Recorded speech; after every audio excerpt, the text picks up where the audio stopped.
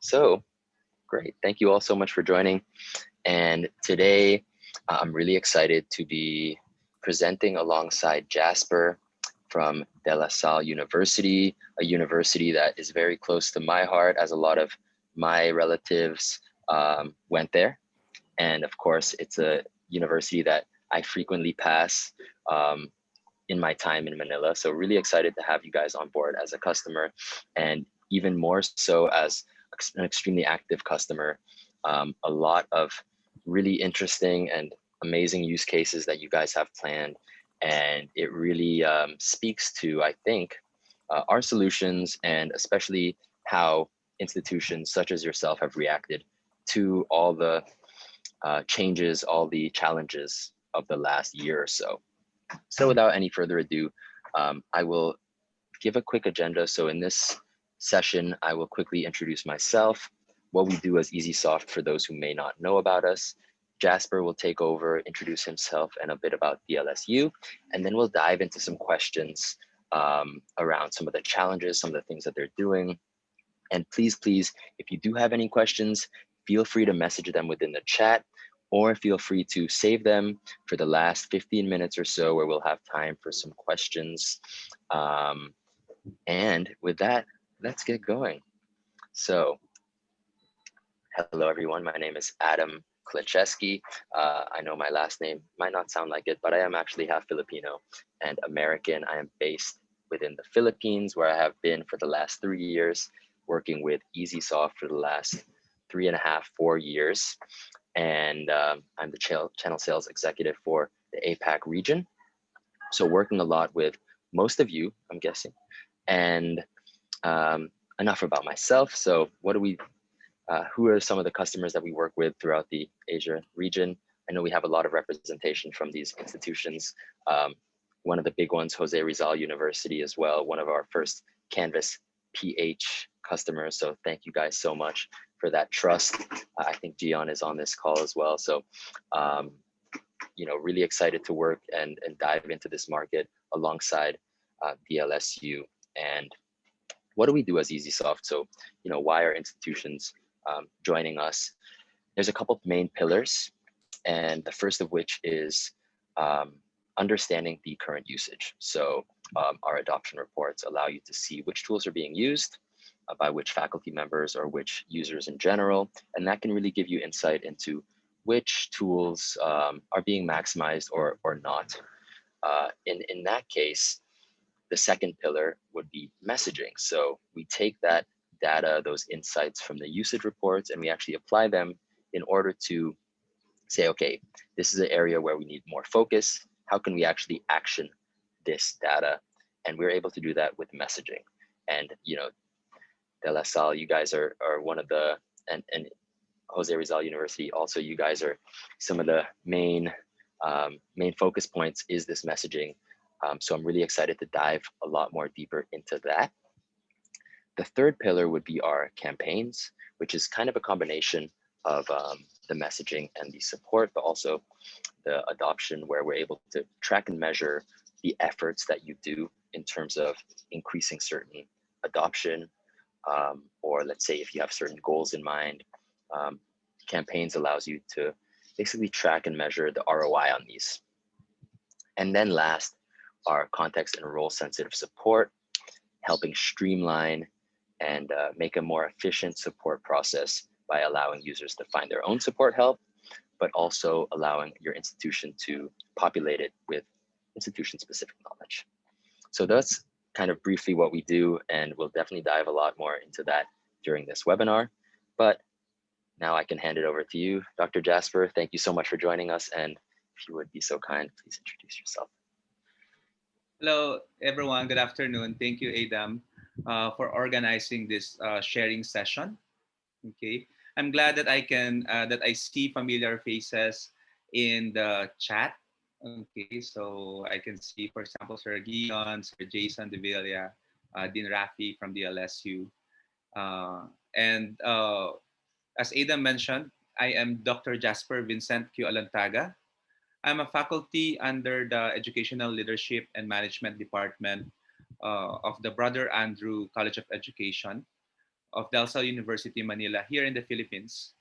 And I'm also serving as the director of the academic support for instructional services and technology.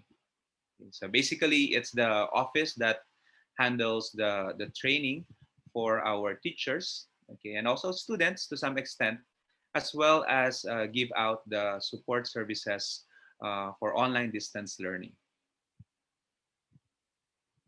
Yeah, Adam, perhaps we can proceed. Yeah, so the DLSU is one of the premier private university here in the Philippines.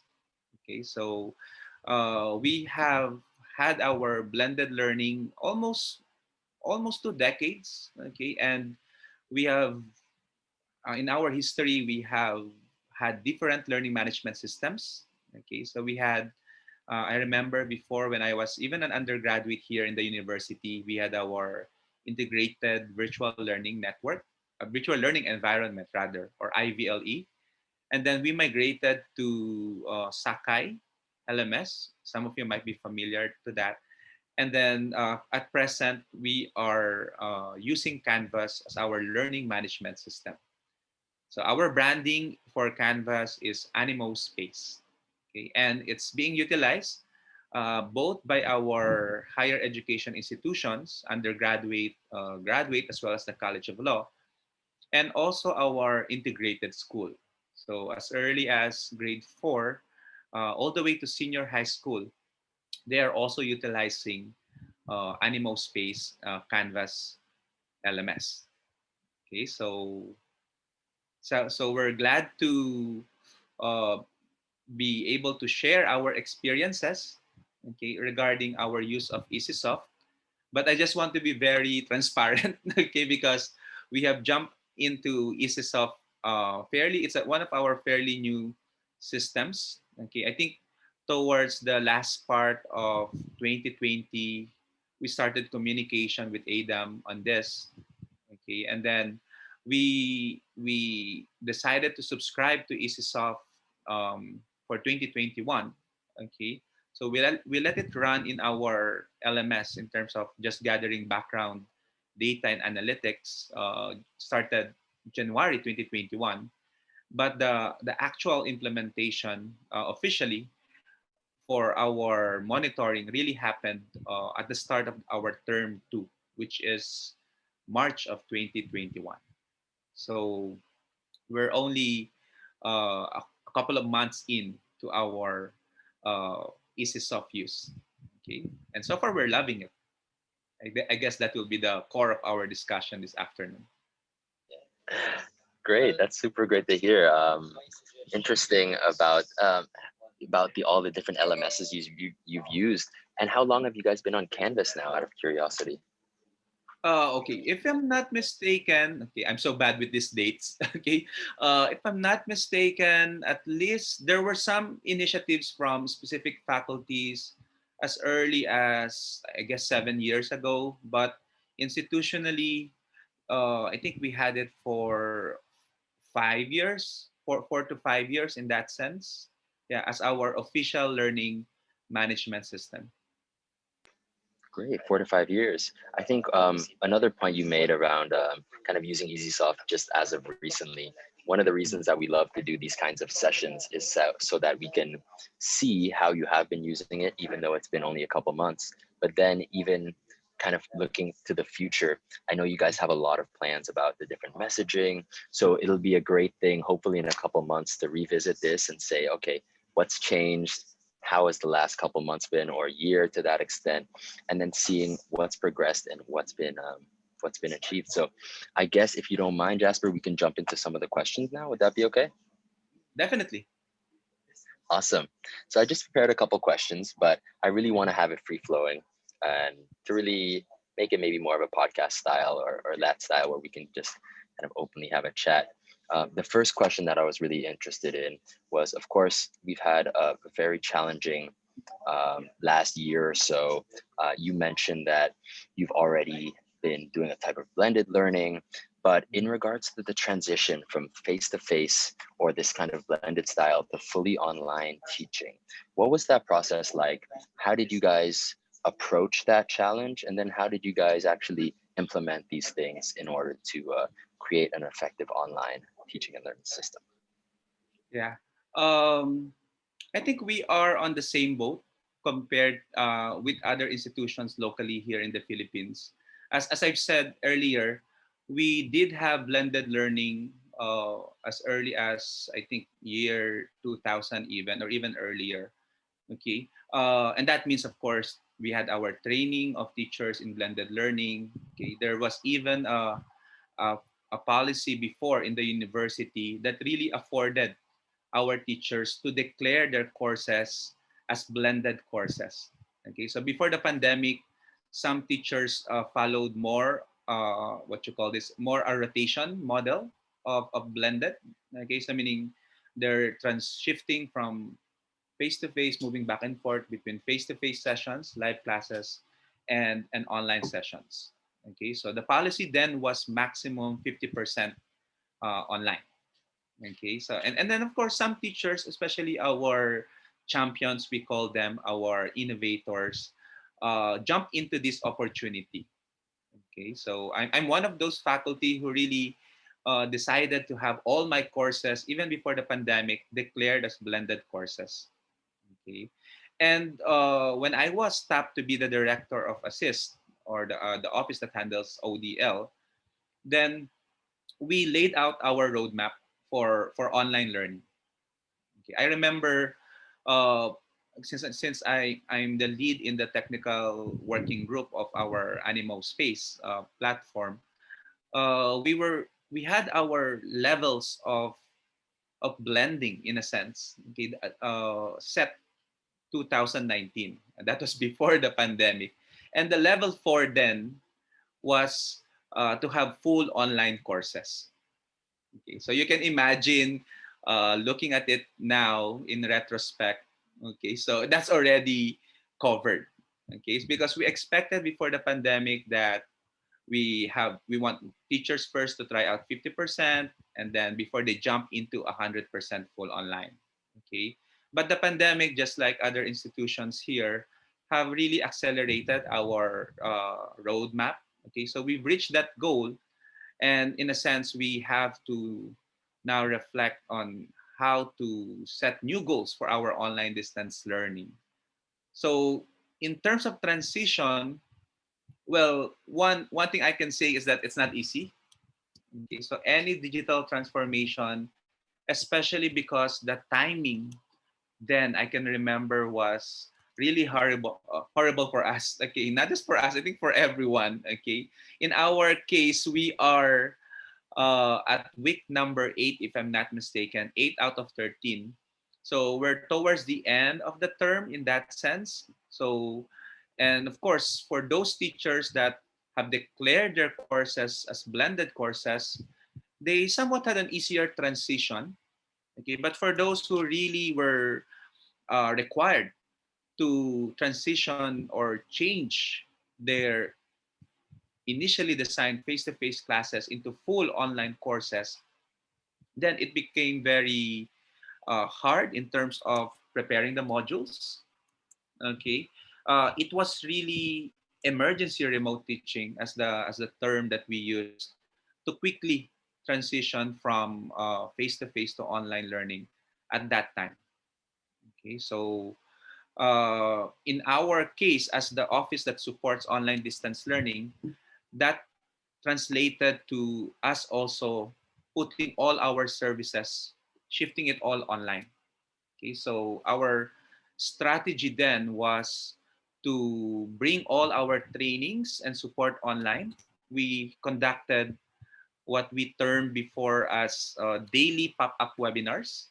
So it proved very effective for us to have an open communication with our teachers every day for I think then a couple of months, okay, across different topics, chunk of topics, very digestible topics, and then we also had to create self-paced online training courses, okay, because some teachers really cannot join the daily pop-up webinars, and then of course we had to create different information like infographics, tutorials, guides to complement our webinars and certification courses.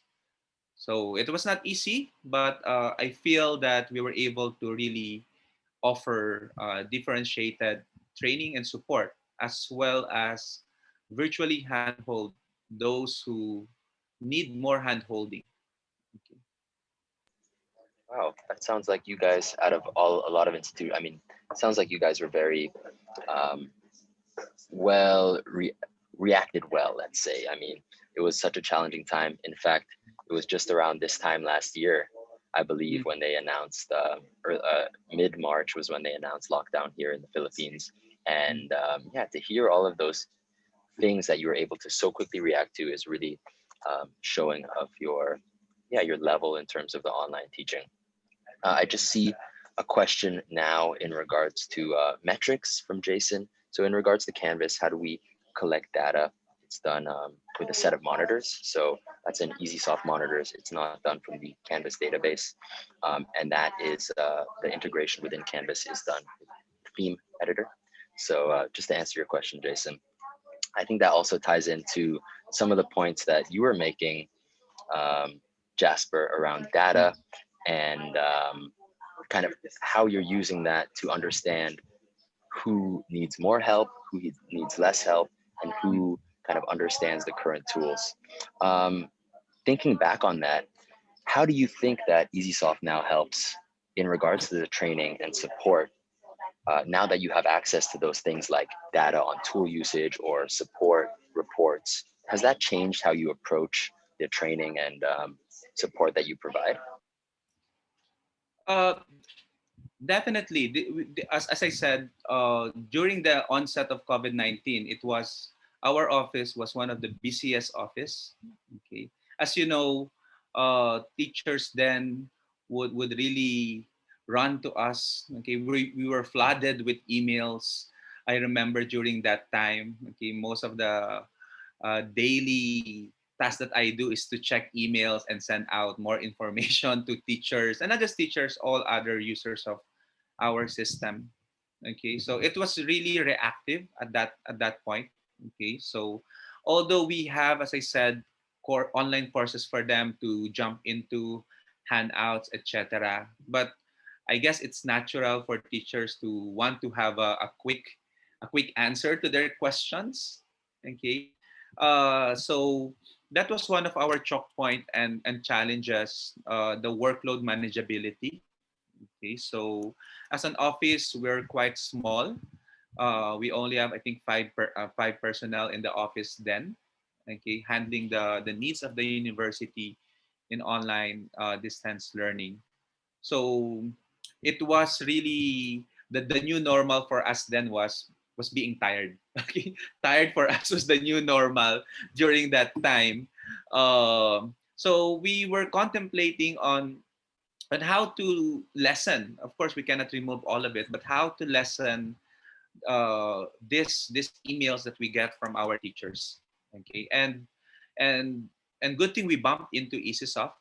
Okay, because especially the proactive messaging, that's really very helpful for us. Okay, because we already developed a list of the frequently asked questions of our teachers based on their email correspondence with us. Okay, and that also serve as inputs to the initial EasySoft messages that we rolled out to our teachers.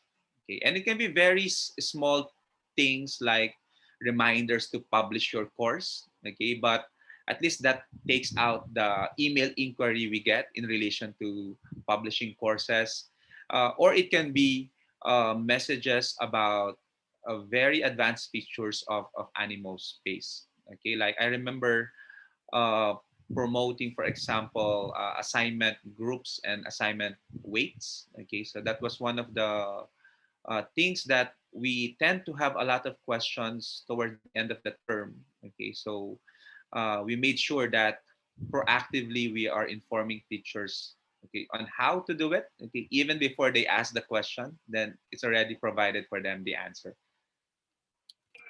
That's awesome. I think that a lot of the time, especially at the start of this whole period, a lot of it was damage control, Mm. helping, let's say, free up some time for your team to, let's say, refocus efforts on things that can have long-term benefits rather than just doing the traditional emailing and support. So that's really great to hear.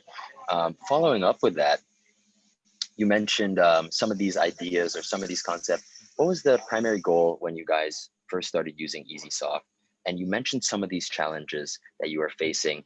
Were there any that really stood out where you said, this kind of perfectly fits that, or this is really where we need to have some time freed up for our team? Were there any areas such as that? Uh, well, as I said, that is the first challenge during our planning process at the end of 2020. How can we free up the team so that we have more time to do uh, more initiatives? Okay, and then how can we deliver our support better? Because I remember before when we did not have EasySoft, we used to launch all of our support as global announcements in our learning management system. And unfortunately, although you can set a start and end date to your global announcement, but you can imagine that at a certain time, there are multiple global announcement that is relevant to our users. So it ended up that users uh, were a bit flooded in the amount of global announcements we had to release at certain parts of the term. And more so, some of this global announcement, since it's a global announcement, it's only presented in the dashboard, in the landing page of the portal. Okay, whereas it would be better if, again, if this support are at other parts of the course or of the LMS. So that was one of our critical reflection. And the other challenge that we had was about analytics. Okay, because although Canvas provides quick analytics, okay, in terms of tools adoptions, assignments, media recordings, okay, but we did not really have a data analytics guy in our office. Okay, so we somewhat lacked that skill, although so we only relied on surface analytics that Canvas provides. We are able to download CSV data, but it's just a bit overwhelming for us who don't have the specific skill set for data analytics. So we were also looking for a solution on how to help us have more data-driven decision making. So it was lucky at that point because I always talk with our Canvas Network PH. And you mentioned JRU. JRU is one of the, I remember having a meeting with one of the JRU officials um, about how they do things. Okay. And they mentioned EasySoft. Okay. And then that's when I got the idea to look into it. Okay. And I saw it was a fit to those two major challenges that we have. So we were lucky that we bumped into EasySoft because it enabled us to really unlock those key challenges with just one single key, I guess. Yeah. Definitely. Big shout out to JRU as well. Um, I feel like a lot of the similarities in terms of the challenges were faced. So as well in terms of a lot of other institutions around, let's say, analytics. Nowadays, analytics and people who are in that field are so heavily needed by everybody from corporate to institutions and universities. So it's definitely a challenge when it comes to understanding what your needs are for data analytics, to train somebody up and to have them fully understand what the situation is like at the university. So I feel like that for a lot of institutions is where EesySoft can come in and kind of provide that almost like another person there that is running and helping out with this stuff. Um, and then following up with that, looking at your initial, let's say this was more about the initial considerations in terms of EesySoft. I would be interested, how for you was the implementation and setup process? And then following up on that, what was the response like in terms of not only the team at DLSU, of course, but also from the actual users of Animo space? Yeah. In terms of the implementation and setup process, as I said, the first thing that we do, of course, was request the data privacy information of EasySoft. Okay, so thank you, Adam, for sending that to us. Then, and then it was really just a matter of having the approval of the technical working group to implement the system. Okay, I remember initially it was Edwin who helped us. Okay, in terms of setting up, Edwin of EasySoft, who helped us in terms of coordinating with the IT office, the setting it up in our trial instance before we implemented it in our primary instance of Animo Space. And really, it was seamless. It was just like turning on a switch. That was the impression I got from Edwin. And so when we decided to have it activated, then immediately the following day it was already up and running, at least in the background, gathering background data. January, as I said, okay. And in terms of implementation, I also would like to do a shout out to Sir Danny. Okay, Sir Danny of EasySoft has been very kind and accommodating in helping us with um, guiding us how to create all the messages that that we want, all the support articles, okay, and even the monitors and some of our initial campaigns on EasySoft. So kudos to the team, Adam. And of course, we are looking forward to working with Monica in terms of long-term planning of EasySoft. The response of the DLSU technical working group is they're very excited.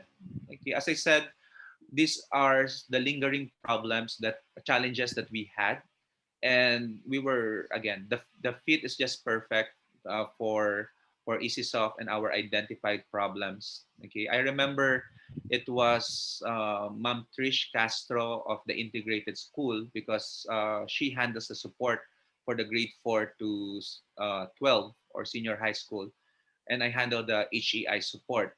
So we were very excited to tinker on the campaigns and the support services. Okay, we realized a couple of challenges in connection to that, but I think we've recently resolved it. So we're good on that end. Reaction from the DLSU community um, is a bit mixed. Okay, a bit mixed, but still on the positive side. Okay, of course, any new system need that learning curve. Okay, so some students, especially for those in mobile, I think some students who are using in their mobile devices to access the system. Okay, sometimes since the interface would not be as the same compared to your tablet or laptop. Okay, so sometimes there are parts that they would immediately close the messaging in that sense because it blocks their use of the device. Okay, but overall, teachers are happy.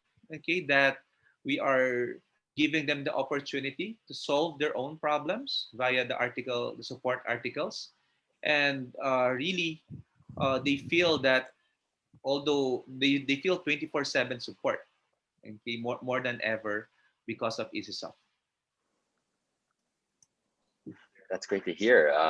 Speaking to your point about the implementation and setup process, that's actually really, we were so excited when you guys came to us, because when we see somebody who's really motivated and knows what they want from a system, knows what challenges they face, it's a lot easier for us to come in and say, hey, this is what we've done before. This is what could work for you. So appreciate the shout out. I'll definitely relay those messages to Danny and Edwin. Those kudos, they will be very happy, I'm sure. But it also helps when we have people as motivated and as well versed in their online systems as you guys to really help facilitate that process. I remember for us, this was, along with JRU, this was some of our most successful implementation and setup processes because we were able to so seamlessly just kind of turn it on.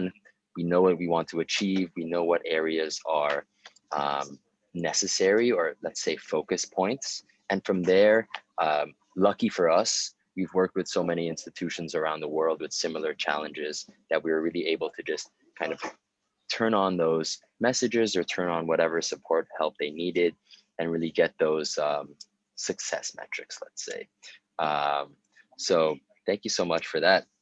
The next question I have, and probably this ties into some of the previous things we've been talking about, kind of the self-support, some of the challenges around delivering training and follow up on those, and the follow up on those. I really was interested because we see a lot of use cases, let's say single use cases or ones around generally support. But from your guys' experience, as you have kind of just been using us for a couple of months, I would Yeah. be interested maybe what use cases have had the most impact on the delivery so far of online education, but then maybe as a prediction for hopefully the next webinar we do potentially together in whenever that may be, what use cases are you excited for that you think can have a big impact in the future as well? Well, in our case, when we had our one of the core things we like to say in the training for our teachers to shift towards online distance learning and quality online distance learning, we always tell them to focus on interaction. Okay, like we always say, a good online course is at the core an interactive course. Okay, so everything else are is just background noise in that sense. Okay, so that's the mindset that we want them to have in terms of designing their courses. So we want them to focus their design on interactivity, participation, collaboration among their learners.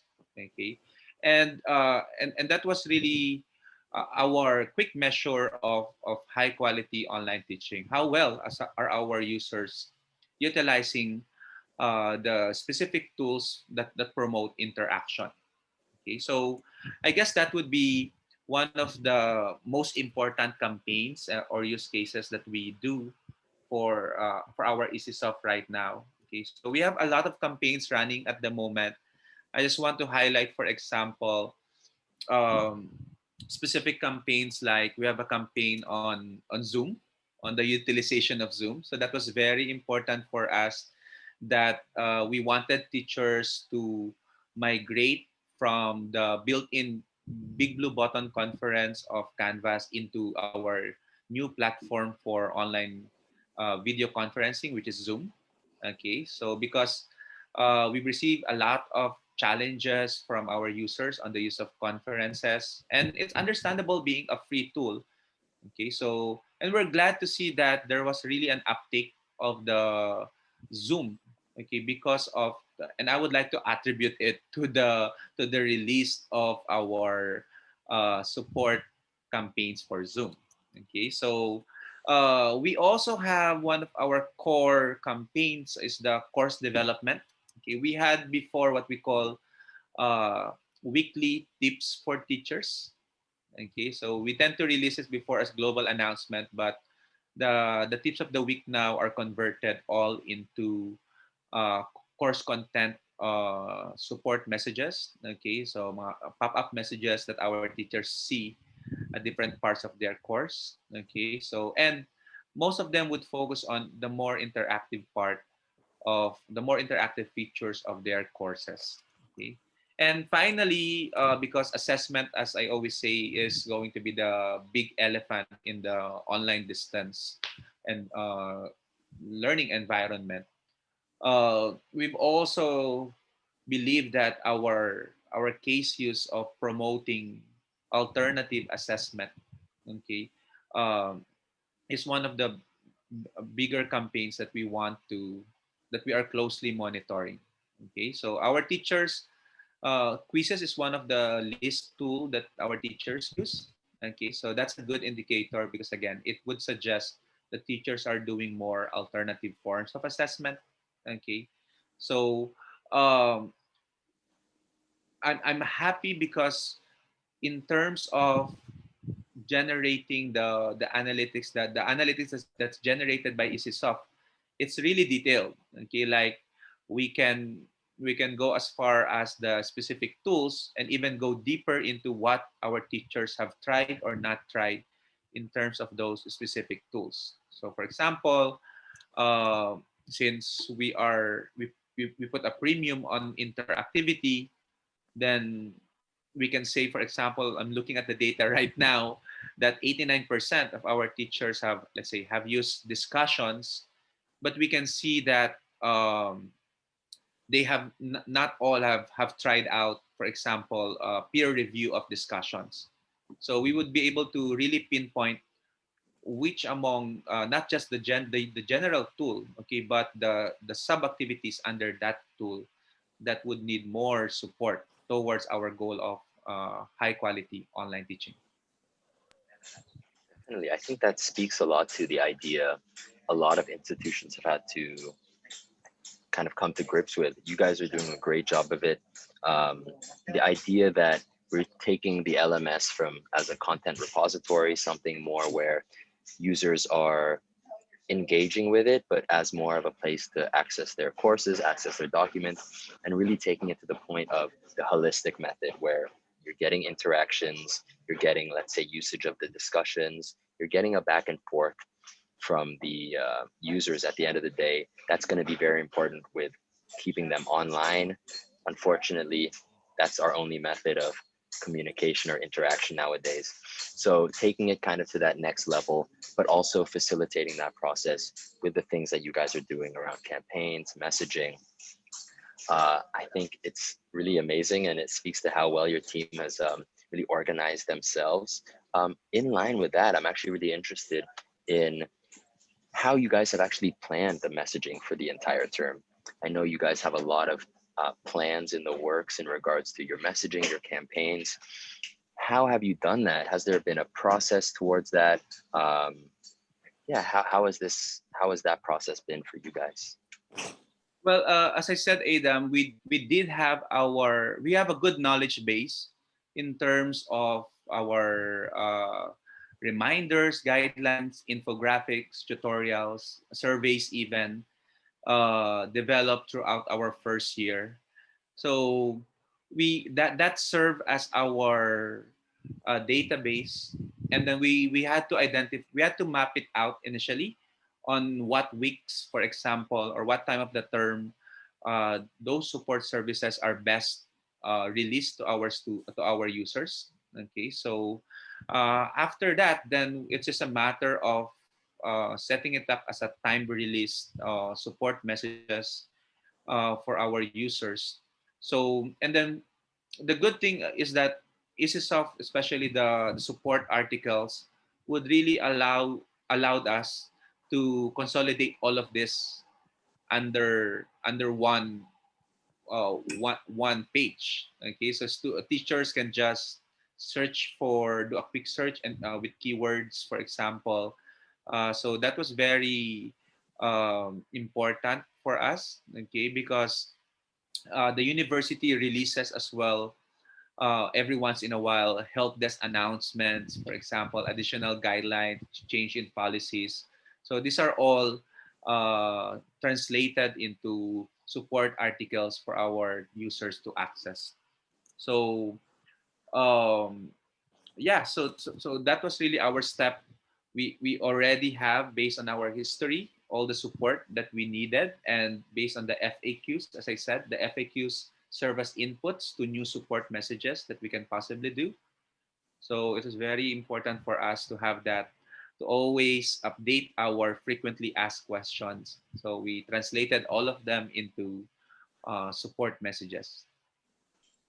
Amazing. So you guys are kind of creating this loop, information loop, where you take Yeah. the input or kind of give some information to your users, see how they respond, they come back with some FAQs, and then you kind of loop in that information to create this I guess sounds to me like a kind of an ever evolving system of support, help, but understanding where your users' needs are and what things will come next. I Yeah, guess that yeah. kind of goes along with this one around this next question around the plans in the coming months. I mean, we have a lot of campaigns. Um, is there anything specific that you see or any challenges coming up? Of course, this year is so much different with the time that we've had to adjust to the COVID situation, to understanding what's coming, but also in our case, I know we have some attendees from other parts of the world. In the Philippines, there's a bit of uh, another lockdown, so there's always kind of an evolving situation in terms of we need to be able to react well to new lockdowns because we never know when they're going to come. Could be similar in other countries, but has this changed in the last year or so, understanding what we know from what we've done in this last year? um, how has that changed things? Well, for us, because one thing that we realized when we were doing the support messages, okay, so we initially have teachers support messages and student support messages, okay, but we realized we have to go more differentiated. Okay, so meaning because some of the support are really for all students, whereas some of the support are really for specific, let's say, integrated school students. So we realized we had to revisit our organization of user groups in our Animo space. Okay, so right now it's already resolved because we have, instead of just a general student role, we have specific roles like undergraduate student, graduate student, or senior high school student, so that we have very specific targeted support to the different user groups. So that's where we are going to really bank on in the near future. Okay, so the IS have already started on it, so the HEI is catching up a little in that sense. Okay, we did that because some of our teachers are have a dual role. They're both a teacher in a course in their courses, but in some courses like the training course we have online, they are students. So if we do not specify a user group, then our teachers will be getting both the teacher and student supports, and it was a bit overwhelming at times. So we realized we have to restructure. um, and moving forward, we also would be continuing to target and build support to very special users. Okay, we have what we call the blueprint managers. Okay, so they will be targeted for very specific support that's only related to them. We recently launched as well the training course for our admin. So definitely the next step for them is to really support messages, okay, that only admin account holders would be able to access, okay, in relation to the permissions that they have in our LMS, okay. Uh, what we also would like to work on in the future, because only a couple of months, so we feel that we need to have the system mature a little more, okay, in terms of gathering the data, okay, of the monitors, okay. But the next step would really be to do our follow-up campaigns, okay. As I said, our initial campaigns were based on the FAQs and the support, the services that we had before, okay. But just to be able to ensure that more and more, especially those who haven't practiced um, or haven't tried out some features, okay. And that's the beauty of EasySoft, I guess, because there's a way for you to develop or start a new campaign, follow-up campaign specifically for users who have not tried uh, a feature of the system. So that is definitely the direction that we're moving towards in the future, to ensure that there is continuous growth of users. And we're also looking forward to some updates. that EasySoft will roll out. I think in our discussion with Danny, he mentioned a lot of things are coming in terms of EasySoft. I think the dashboard now is better. I did not have the opportunity to see the older dashboard, but only the new dashboard. And there are Danny mentioned before there's a lot of organizational features. For example, that EasySoft is rolling out. So we're excited and waiting for those changes to happen as well. Definitely, we're really excited as well to, you know, and it's like you guys only have experienced the new dashboard, the old dashboard. Um, Basically, when we were thinking about this, we really wanted to focus on scale. And you guys are a great example. Also, Jay, are you a great example of why we really made those changes? A lot of it was around being able to deliver more high quality targeting, higher quality, um, let's say, editing of certain messaging tags or features, but also being able to do this at scale. And as larger institutions start using EesySoft, as institutions that want to um, focus in on certain areas, such as yourself, are using EesySoft, that's really where we wanted to also focus our efforts. So, of course, it's a continual process, and that's one thing I also love about working with EesySoft is we love to take feedback. I know Eileen is on this call, and she's given us feedback that we've directly implemented into our solutions. So it's always amazing to hear the feedback from you guys about how you're using it, but also how we can improve that and yeah, grow together. Because at the end of the day, it's not a one-way street to deliver something that you guys can use and vice versa. So so far it's been a great process, and we're coming up to 2:51. I want to give some time to actually have some questions. So I will ask my last one, and that would be this one. So looking at other institutions, you've spoken a lot about DLSU, some of the challenges you faced in this last year or so. For institutions in similar positions globally, but also specifically in the Philippines in regards to challenges, what do you recommend? Um, Maybe bigger picture, what do you recommend in regards to how do you approach these challenges? How do you um, outline them so that they're manageable? A lot of the times we hear that um, institutions are overwhelmed by the amount of things they need to do. How did you guys approach that, and what would you recommend for other institutions facing similar challenges? Well, it is, as you said, very overwhelming, especially because some teachers, first and foremost, changing the mindset of teachers can be a very daunting task. Okay, and often a change of mindset is really needed, so that they will be motivated to redesign their courses and recalibrate it for online distance learning. One of the strategies that work for us as a university was really to tap on our champions. Okay, so the office is small, so we had to identify champions for each of our colleges. Okay, and then some of these champions, we are able to tap to share their best practices on how they transform their course in online into online distance learning. And even we were able to tap them to talk about very specific topics like how to create effective video lectures, for example. So uh, I would recommend institutions to identify definitely that, because there are champions in your institutions. There's always going to be champions. So tap on them. What worked for us as well were templates. Okay, teachers love templates. Okay, so good thing in Canvas, this translates to what we call blueprint courses. Okay, so courses that can be easily deployed across multiple sections of the same course. So we provided templates of courses, okay, following the instructional design that we are advocating, in terms of, as I said, focus on interactivity.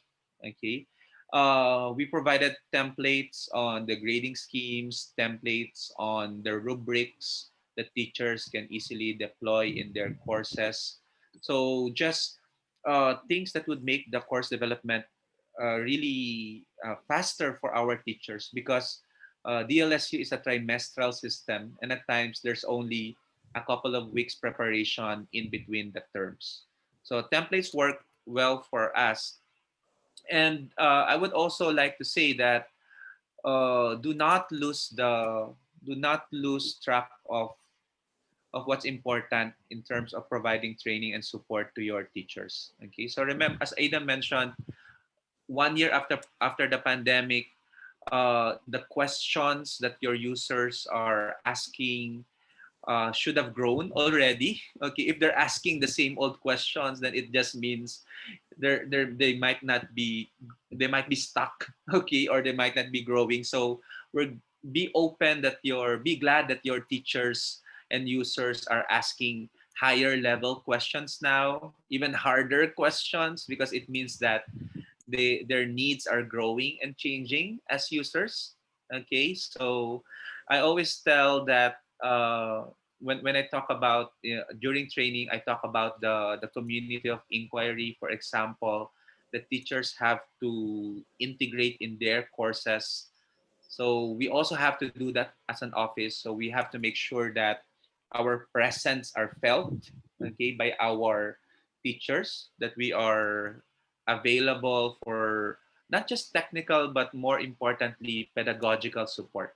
Okay, because that is the most important for us to be able to ensure that the learning experience is really crafted so that instruction can happen as designed by that teacher.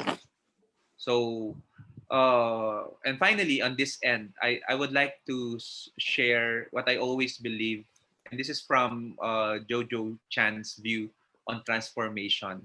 Okay, that digital, but I just applied it to digital transformation. Like that, digital transformation is a function of truth, timing, and being tact about your transformation.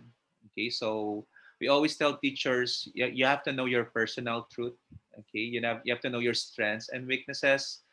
And then as an institution as well, you have to know your strengths and weaknesses. Okay, and then you have to also time when you will roll out your innovations and systems. Okay, that's why in EasySoft we really postponed it to March. Okay, because that's the start of the new term for us. So in terms of timing, and we have to be to show tactness in terms of our transformations, because again we're in the pandemic, so we have to be a little more uh, I always tell teachers to be more considerate of their students, okay, and also be considerate of towards themselves, okay, because some teachers can be very unforgiving of themselves. So I always tell them, um, uh, you have to forgive yourself if you're not able to effectively design it. So, but learn how to improve based on your experience. So these are some of the lessons, I guess, that we would like to share to other offices that handle training and support to their teachers. Amazing. I think you hit on so many important points there, from champions, which um, you can also do with EesySoft, our champion reports. So I'm guessing you've used some of those as well to identify champions, but also growing on that, um, looking bigger picture at transformation in general to kind of keep an open mind, be forgiving. I love the idea of timing as well that you mentioned, not necessarily just rushing everything, but having a plan where you can really execute on things effectively. I think you guys have done such a great job of that. Really admire that as well. Um, I wanted to just quickly mention for all our attendees, Monica, our CSM and fellow Filipina, is been adding a lot of content, a lot of messaging to our chat function. Please feel free to check that out. We have a lot of new things Yeah, coming up. We have a lot of resources. sorry, I'm like Thank you, Monica. spamming you Really guys over appreciate there, but it. just a few links to call your attention to, just because some of you may have it, some of you may not. I highly recommend that you just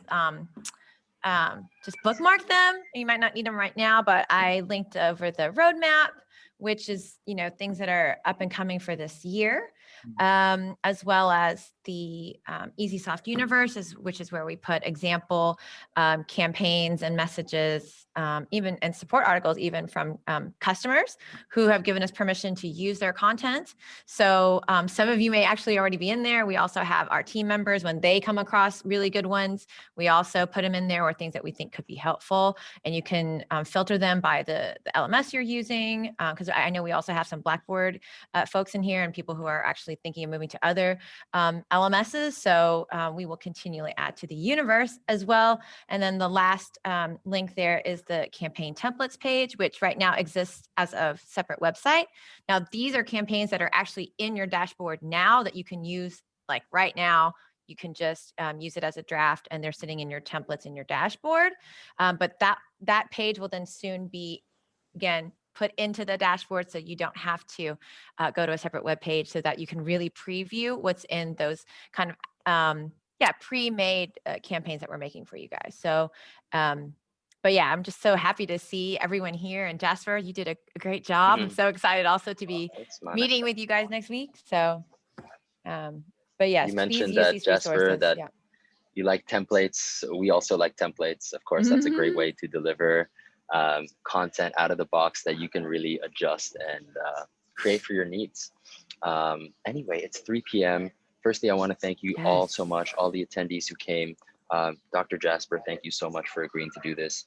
It helped me so much. I'm sure I speak for the other team members of mine when we say we really appreciate you taking the time to talk with us and to just give us some more information about how you guys are using our solutions. If anyone from the audience has any questions, please feel free now to raise your hand, unmute yourself, or send it via chat. Otherwise, you can always reach out to any one of our team members, myself, Adam at EesySoft.com. Monica and Oyinda are also with me, and Dan as well. So for all of us, it's very simple. Just our first names at EesySoft.com. If you have any questions, we can get to those now. If not, then another big thank you, Dr. Jasper. Do you have any last words to conclude our session? Okay, so I always share this quote by Dieter Sachs that although not every innovation guarantees immediate success, but missing innovations guarantee failure. So in our university, we are proactively seeking of ways to further improve our online distance learning. Okay, so um, of course we're not perfect in a sense that sometimes it needs longer planning. Okay, whereas sometimes it's just really a good fit like EasySoft. Okay, so I would challenge you guys that and I hope that this pandemic not just disoriented you guys, because I know it's very disorienting, but I hope that part of that being disoriented is that you were able to critically reflect on a higher level about your courses and your program. Okay, I'm sure you're cooking up how you will position your institutions in the new network of or ecology of online learning. Okay, so I'm happy uh, as as a country that we are again moving more and more into online distance learning. So good luck to all of us, and of course, keep safe as always. Thank you so much, Jasper. That was a great way to end it. In that case, thank you all so much. And we will be in touch soon. We'll send out the recording to everyone. And thank you all so much for joining. I hope you all have wonderful rest of the days, including yourself, Dr. Jasper. Thank you so much again. Thanks, guys. Great Thank session. you.